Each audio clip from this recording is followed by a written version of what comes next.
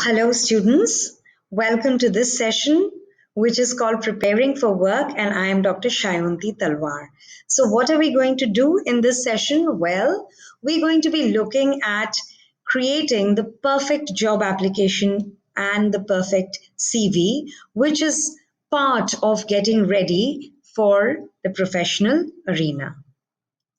So, this is part of the journey from the backpack to the briefcase, right? So, from your college life to the job oriented life or the professional workplace. So, what are we going to focus on? We are going to be looking at a functional CV and we are going to be looking at a covering letter. Okay, so first, let us understand what kind of a resume do you require, right? So, what are the things? Well, let me tell you. What do you think? How many resumes do corporates get on a daily basis?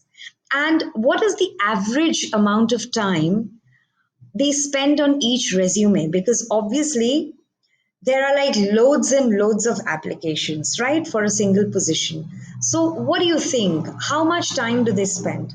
Any guesses? Well, let me tell you, they don't spend more than 10 seconds. They just scan your resume, and there are two trays. One is the select tray, and one is the reject tray. So, in those 10 seconds, your resume needs to have something which will catch their attention. So, the first quality of your resume, or the first important thing that you have to remember about your resume, is that you need to make it, or you need to create it in a manner that you get noticed, right? So that you at least make it to the select tray.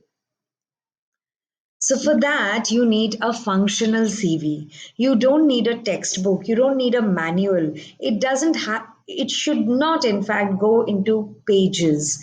A CV, a functional CV should be just one page, front and back, with proper English, with proper layout, with which conveys a lot of clarity. So obviously, this kind of an English, this kind of a language is an absolute no-no, right?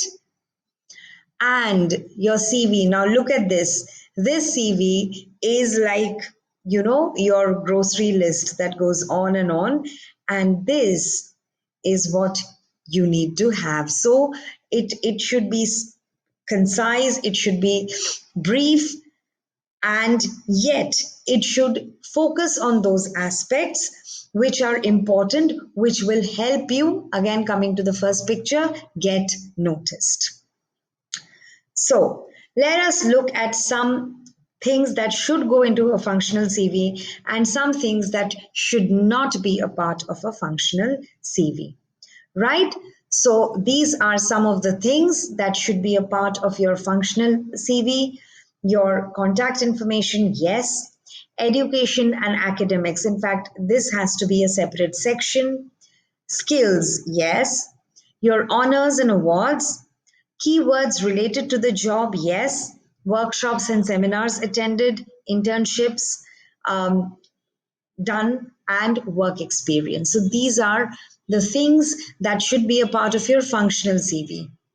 You are not supposed to talk about your hobbies, your personal uh, qualities, your characteristics, your preferences, your likes, dislikes, stories about your school and college life. These, if at all there are any interesting stories, they can be a part of your interview round, but not your CV.